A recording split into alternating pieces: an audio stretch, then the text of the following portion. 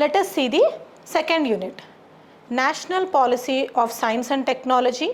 So ఇందులో ఏంటి, so second is about national policy of science and technology. అంటే definitely when we think about governance we have to have some policies, laws and rules so that is implemented throughout the country.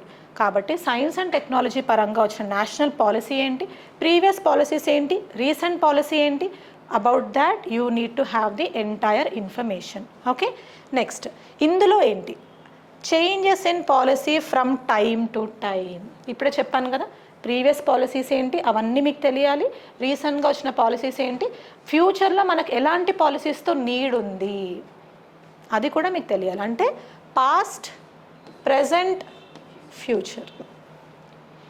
That is what is given in the syllabus only.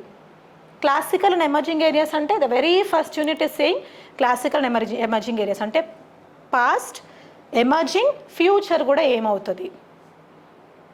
Clear? Next technology missions, ICT, information and communication technology, basics in computers, robotics, nanotechnology and communication. Now see this term. The syllabus itself is telling you బేసిక్సే అడుగుతాను అని. So ఆ basics అనేవి కూడా మీకు ప్రాపర్గా తెలిసి ఉండాలి. Basics అంటే మరీ ఇప్పుడు కంప్యూటర్లో what are the parts of computer అలాంటివి కాదు.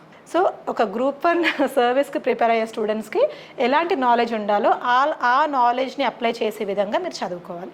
Okay, computers, robotics, nano technology, communication. So everything regarding current affairs becomes important for you in your science and technology. So ఈ రోజు నుంచి ఈ సిలబస్ చూడడం వల్ల మీకు ఒక బెనిఫిట్ ఏంటంటే, when you see the newspaper or when you see any article or when you see any video on YouTube or any TV channel, ఈ సిలబస్ మీ మైండ్లో ఉంటే, ఓకే రోబోటిక్స్ అని ఏదో కొత్త ఇన్వెన్షన్ వచ్చింది, అందులో ఏదో కొత్తగా డిస్కవర్ చేశారు, so I need to know it. That may be useful for your prelims as well as for your mains.